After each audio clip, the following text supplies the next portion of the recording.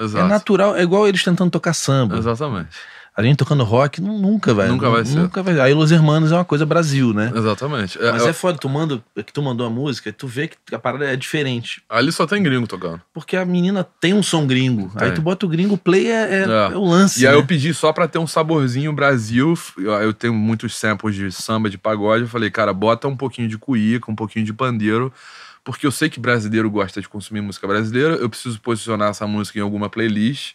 É importante pra mim, agora pensando como gravadora, né? Porque na Merícia eu sou gestor, sou empresário e sou o dono da label que ela tá. Então, às vezes tem um pouco de conflito. Então eu falei, bota um pouquinho só pra gente ter o sabor do Brasil. E aí ele encaixou uma cuíca, um pandeiro, e acaba que disfarça um pouco, né? Porque música é um pouco disso, né? Às vezes você tem um beatzão, o Seu Jorge fez muito isso. Você tem um beat pop, mas você tem um cavaco. E aí só o fato de você ter um cavaco, Brasil, as pessoas já entendem como música brasileira. Seu Jorge fez isso muito bem, né? Fez isso muito bem. Ele trouxe essa coisa do pop, né, da música do black, do funk americano, né, do R&B, e misturando baixo batera sempre pop, só que aí batucada e cavaquinho trazendo o Brasil. Ele foi o primeiro a fazer isso no Brasil. O D2 fez um pouco no acústico também, fez um pouco disso, mas...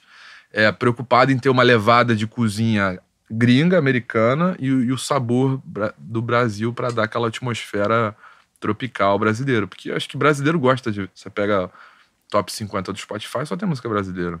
Tem dois gringos. É porque o brasileiro consome música brasileira, né? Consome e gosta. E lá fora, qualquer outro país do mundo é o contrário. As pessoas vão... Se você pegar os charts, você vai ter música global americana, né? Na maioria, em tudo. Agora, no Brasil, o chart 50 do Spotify, por exemplo, é só música brasileira. É por isso que tem essa discussão de por que os grandes festivais, tipo Rock in Rio, ainda colocam os brasileiros todos pra tocar de dia. Exato. E os gringos pra tocar à noite. E uma vez eu vi a entrevista do Lulu, ele falou, por que eu vou abrir... Eu vendi 10, 100 mil vezes mais disco que o artista que eu vou tocar antes. Exatamente. Porque a gente particularmente vai... Cara, eu lembro, óbvio, que o Titãs vai sempre abrir o show dos Stones. Que Sim. Mas na praia de Copacabana, o show dos Stones não fez metade do sucesso do Titãs, assim. Porque o do Titãs canta tudo, né? 1 milhão de pessoas canta ali. Tudo, exatamente. E o dos Stones... Tipo, quem era fã tava alucinado com o repertório inteiro, mas aquele 1 milhão de pessoas não eram fãs dos Stones. Não era ali pelo evento, pelo happening, exatamente, né? A gente gosta da nossa música, o que é do caralho, né? O brasileiro gosta de música brasileira, eu acho muito isso. E na música popular hoje em dia você vê muito isso, né? Na música regional, popular, o que é o mainstream hoje, que é super, hiper popular, é mais brasileiro do que isso, é impossível, né? O sertanejo, o funk, né? A música urbana em geral, né? Os regionais, né? A rocha aí, né? A rocha, a pisadinha, isso tudo é muito Brasil. E se você entrar agora no chart do Spotify, você vai ver que vai ter ali 2, 3. Tem um Sam Smith, a última dele agora. Vai ter um Taylor Swift. Harry Styles. Harry Styles e acabou. Olivia Rodrigo ali, foi. Né? Acabou. Não tem mais. E se você entrar no chart do Sua Música... só a música aí já é um Brasil mais Brasil ainda, outro né? Brasil, exatamente. Aí não tem Harry Styles, não tem Olivia Rodrigo, não tem nada. Ali é regional, Nordeste, Nordeste. Mas é bonito esse nosso país pra caramba, né? Muito. Vem cá, tu falou com o Fantástico, porque eu te interrompi. Voltamos. A gente tá mudando... mas eu tenho a ordem aqui. Como que foi a reação do Fantástico aqui pra ti? Pois é, eu tava falando isso no Fantástico. A minha mãe fez um Skype pra me mostrar, porque... E eu, vai ao ar esse domingo agora e tal. Eu todo empolgado, né? Vou estar no Fantástico. Quando eu olho a matéria, é uma matéria toda cortada e eu só falando da parte do romance. Ou seja, não falou uma palavra da minha carreira, da minha música, nada. E eu, inocente, achei que ia falar. Mas o Fantástico só queria saber se eu tinha ficado ou não com a Amy. Então, acabou sendo pra mim, como profissional de música, acabou não valendo de nada, mas deu todo um hype. E aí, quando eu voltei pro Rio, isso foi em julho de 2010. Quando eu voltei pro Rio em novembro de 2010... sempre mesmo. Pra sempre. Eu tinha programado dessa maneira. Eu fiz um show no Zozô, ali na Urca, embaixo do bondinho ali. E aí lotou. Aí foi sold out, foram 1.200 pessoas. E a partir dali, a minha vida começou a mudar como artista solo. Depois dessa experiência toda em Londres. Foi quando eu criei o Samba de Santa Clara no verão de 2011, com o Beto Landau, o André Barros e o Tunico, que foi um hype na Zona Sul. Óbvio, super nichado. Mas ali só tinham atores, atrizes, pessoal aquelas personalidades, e era ali no 00, na Gávea, e a gente fazia um evento que era uma homenagem ao Jorge Benjor, em formato de roda de samba. E aí foi um sucesso, e aí começamos a rodar o Brasil inteiro. Cara, eu vi vários, assim, eu fui parar em vários eventos que vocês estavam. Uhum. Mas eu acho que um que me marcou, se eu não me engano, pode ter sido no Maracanã. Logo quando inaugurou ali. Pode ter sido, acho que a gente fez uma vez lá. Pode ter sido. Não me lembro o que ia ser a inauguração do Maracanã, era alguma coisa grande. E aí eu falei, caralho, bicho, gente pra caralho, que porra é essa? A gente tava em todos os eventos, de todas as marcas, todos os camarotes, tava em tudo, tipo, foram 3, 4 anos, assim, muito intensos. Como que vocês pensaram essa ideia? Como nasce o Samba de Santa Clara? Porque eu acho um baita de um case. Realmente foi um case naquela época, porque atraiu muita gente legal num lugar só. E criou-se um movimento ali naquele verão, né? Eu lembro bem porque foi o início do verão que ia desaguar ali no carnaval. E no carnaval que o negócio explodiu de uma maneira assim. Eu lembro que nesse carnaval eu fiz 12 shows seguidos. 12 shows de... Tipo, 12 dias, sem parar, assim. Nem sei como eu aguentei aquilo. Mas como é que começou? Foi o André Barros conversando com o Beto sobre a ideia de fazer um projeto pro carnaval, né? Para aquele verão. E queria fazer um bloco de carnaval em homenagem ao Jorge Benjor. Essa era a ideia embrionária. E aí, conversando com o Beto falou, cara, o melhor cara pra estar aí, pra cantar isso é o Rodrigo Lampré, que é o cara que conhece a discografia inteira do Jorge Benjor, é bom de show, é bom de palco, que vai saber fazer junto comigo esse blend, né? E aí o Beto me ligou e falou, quer fazer? Eu falei, lógico, pô, conheço tudo do Jorge, sou amigo dos filhos dele, já conheci ele também, vamos fazer e tal. A gente fez super despretensiosamente. Era uma roda. Por que o nome Samba de Santa Clara? Porque Santa Clara era a música do Jorge Ben, né? Santa Clara, clareou. E aí botou Samba de Santa Clara pra dizer que era uma roda de samba. Só que a gente fez muito despretensioso. A gente fez o primeiro só pra convidados, no 00 de tarde, e convidamos, sei lá, 200 pessoas. Nem ensaiamos, era uma roda assim, roda de samba mesmo, igual Cacique de Ramos e tal. E tipo, 200 meio influenciadores, a turma hype do Rio. Tudo hype, nossos amigos, assim. Muita gente em comum. E sem ensaio, sem nada, montei um repertório, tinha um roteirinho lá, mas a gente não ensaiou. E roda de samba saímos levando as músicas, só que com a galera no meio. Só que essa galera da Zona Sul, há 12 anos atrás, eu acho que nunca tinha visto uma roda de samba, não sabia o que era isso. As rodas de samba estavam muito restritas ao subúrbio, à Zona Norte. Então acho que isso foi o que pegou mais pra aquela galera, pra aquele nicho em específico. Aliás, a gente pulou um capítulo que eu acho que é importante, falando do menino da Zona Sul, do desconhecimento da roda de samba. Lá atrás tem uma passagem sua do descobrimento de Madureira, né? Sim, do Império Serrano. É porque, vou falar aí isso rápido. Aí a gente rápido. volta aqui, tá? É porque é importante pra contextualizar. É porque eu sempre gostei muito de carnaval, samba enredo. Sempre adorei, desde pequeno, desde garoto, assim. E sempre frequentei os desfiles das escolas de samba. Eu ia na arquibancada, eu tenho um primo irmão, que é viciado também, que nem eu. E a gente ia nas quadras. Novinho? Novinho, 16, 17, 18 anos. A gente pegava ônibus, saía da Zona Sul, ia pro Estácio, ia pra Madureira, ia pra Portela, Império e Portela. Fui no Estácio várias vezes, enfim, Mangueira. A gente sempre ia, bem novinho, porque a gente adorava carnaval. A gente gostava muito do samba enredo, daquele tipo de música. E aí eu comecei a frequentar o Império Serrano, que era Madureira, que era mais longe. E lá eu conheci um grupo de samba que era o Nó na Madeira, que era o Negão da Serrinha, o Didio, o Alan, uma rapaziada que são todos criados juntos com o Pretinho da Serrinha, que também é cria lá do Morro da Serrinha, que também é imperiano. Aliás, gênio, né? Gênio, super gênio. Inclusive a gente já até gravou e mixou aqui no estúdio com o Renatinho. Enfim. E aí lá eu conheci essa galera.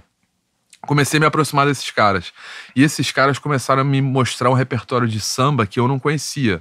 Que era, lá atrás, Jorge Aragão, Candeia, João Nogueira, Clementina de Jesus, Dona Ivone Lara, Roberto Ribeiro. E eu fiquei muito maravilhado com aquele repertório de samba que eu desconhecia. Zé Cat, que eu não conhecia. Então esses caras me apresentaram muita coisa do samba. E ali eu comecei a me apaixonar pelo samba. Eu já era apaixonado pelo samba enredo, já tinha essa paixão pelo carnaval, de assistir os desfiles, mas esses caras começaram a me apresentar uma discografia de samba. Samba, Fundo de Quintal, Arlindo Cruz, e todos esses que eu falei. E eles me ensinaram muito de samba. Então quando você vai pra Londres, você já tinha passado por tudo isso? Já tinha passado por tudo isso. Pô, que bacana, cara. E aí eu comecei a frequentar a casa deles, ia no Morro da Serrinha, fui algumas vezes e tal. E eles faziam também show aqui na Zona Sul, comecei a trazer eles pra cá. Eles também tinham uma parceria com uma outra galera, que era um bloco Me Esquece, não sei se você lembra desse bloco, é um bloco do Leblon. Sim. E eles também faziam a roda de samba deles nesse bloco, e também eu dava canja com eles. E esses caras me ensinaram muito de samba. E assim, é uma galera que nasceu dentro do samba, né? O Morro da Serrinha é muito tradicional, com samba, a coisa do jongo, né? O Império Serrano é uma das escolas mais antigas, né? A pioneira ali na história do carnaval do Rio de Janeiro. Então eu suguei muito desses caras a cultura do samba. E aprendi muito, assim, principalmente discografia. Os caras me mostravam os discos. Ouve esse disco aqui, ouve esse disco ali. Então a minha relação começou muito forte com o samba ali, que é antes de eu ir morar em Londres e é antes do Santa Clara. Então eu já tinha uma propriedade e já tinha algum conhecimento e alguma experiência em como eram as rodas de samba, porque eu atravessava o túnel para ir assistir. Eu ia no pagode da Doca, ia no Cacique de Ramos. Eu fazia muito isso, novo, bem novo. É engraçado que a gente falou do Farofa, né? O Farofa traz essa coisa... Traz. Nas letras, Sim. né? Eu me lembro que... Como a música é importante, né? Nisso, né? De você escutar um lugar e falar, pô, eu quero... Aonde é esse lugar? Né? É, cotidiano, né? Eles falam muito. O funk fazia muito isso também. Fazia muito isso. Claudinho Bochecha. Essas duplas sempre...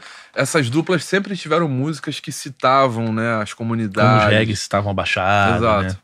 Voltamos aqui a volta ao Rio, início do samba de Santa Clara. Só que era importante falar de Madureira, né? É, porque foi onde eu aprendi o samba. Então eu acho que é muito importante. E assim, eu vivi muitos anos me apresentando e fazendo shows de samba, né? E recentemente até ganhei o diploma no Cacique de Ramos de sambista, o Bira Presidente. Legal, que honra, hein? Porque é o maior sambista vivo do Brasil hoje, me deu esse diploma, que eu também nem acreditei na época, né? Eu fui lá uma vez cantar com a roda de samba deles, né? E na segunda, quando eu voltei, no meio do show, entra o seu Bira Presidente no palco, com diploma, fazendo discurso. Tem aqui Rodrigo Lampreia, sambista. E na medida que você foi conhecendo o repertório também, porque tem a relação das harmonas e mão direita, né? Sim. Tu ralou pra conseguir chegar, né? Sim, toco todas elas, conheço todas. Mas é porque eu era viciado, né? Escutava... Eu sempre tive essa coisa de parar, escutar música e tirar a música. Até hoje eu faço isso. E tocar violão, toco violão todo dia. Então, conhecia muito essas harmonias. Mas eu já tinha muito conhecimento dessas harmonias por conta da Bossa Nova. Porque as harmonias do samba são exatamente as mesmas harmonias da Bossa Nova, né? Que são os acordes mais dissonantes. Muda a mão direita, né? Que na Bossa Nova você tá mais aqui, e no samba é uma levada um pouco mais, né, acelerada. A comida que a gente fala, né? A comida da mão direita é mais... Os gringos lá em Londres piram com isso. Não conseguem fazer de jeito nenhum. Não conseguem. Não conseguem. Né? Por isso que quando a gente fala que... Por exemplo, eu falo muito isso aqui, né? Tu vai gravar, sei lá fora, uma banda de pop rock. É exatamente a mesma coisa, né? Porque a galera fala, pô, mas aqui a gente faz igual. Não faz, cara, não faz. A gente nunca vai tocar pop rock igual os caras tocam, ou soul, ou jazz. Como eles nunca vão tocar a nossa mão direita. Nunca. Dizem que os caras estudam em Berkeley pra caralho, você escreve, mas não adianta. Não adianta. Isso é muito louco. Aqui, eu vi muito lá em Nova York o Forró in the Dark, né? Uhum. Pô, cara, os gringos ficavam malucos com aquela parada. Só músico cascudo tocando um forró, porra, Pink Floyd, porque o negócio era muito foda, bicho. A galera ficava maluca, bicho. Porque eles não tem, né? Não tem jeito. Os gringos lá, teus amigos músicos cascudo, olhavam pra tua mão e falavam, pô, ensina isso aqui. Sim. Todos, sempre. E a coisa do violão de nylon também que eu te falei. Do nylon pra caralho. Porque não estavam... Eu entrava na casa dos meus amigos músicos gringos, só tinha violão de aço. Ninguém tinha violão de aço. E as harmonas, né? Porque, pô, música pop americana inglesa... dissonante, Quantos acordes tem, cara? São pouquíssimos. Tudo acorde natural, maior, menor, acabou. No máximo uma sétima, no samba, na bossa nova e na MPB, muito acorde dissonante. Imagina, uma do Djavan. Exato. Uma, né? Exemplo perfeito. Exatamente. Cara, é muito rica a nossa música. É muito rica. A nossa música, as melodias e as harmonias são riquíssimas. Que é diferente. Agora você pega os Beatles, tinham as canções incríveis, melodias maravilhosas. Com pouquíssimos acordes. Pouquíssimos acordes. Todos maiores, menores, naturais. O que eu amo da canção dos Beatles e a canção inglesa e americana são os bridges, né? Os bridges, Caralho, os caras são muito especialistas em pontes, né? Pontes, Tal sempre. dos 6, assim. Tu fala, caralho, de repente... Pá. Ainda mais a música... Phil Collins fez isso super bem. E modulações, né, cara? Como os caras fazem aquilo com tanta naturalidade, impressionante, né? A música pop americana. Que, na verdade, assim, na minha opinião, é o melhor tipo de música que tem. Ninguém tem a capacidade musical que os americanos têm. É claro, a música brasileira é riquíssima, maravilhosa, sem dúvida, mas eu tenho essa discussão com muita gente. Mas, cara, não tem como pegar os americanos. Essa é só a minha opinião. Igual, cara, mas é igual a coisa do futebol, né? Que o Brasil pode estar na fase ruim, fase boa, mas a gente é um celeiro de talento porque tá muito inserido na nossa cultura. Muito. Onde tem o samba, tem o futebol, né? Andam juntos. Andam juntos. É muito cultural. É muito cultural. Então,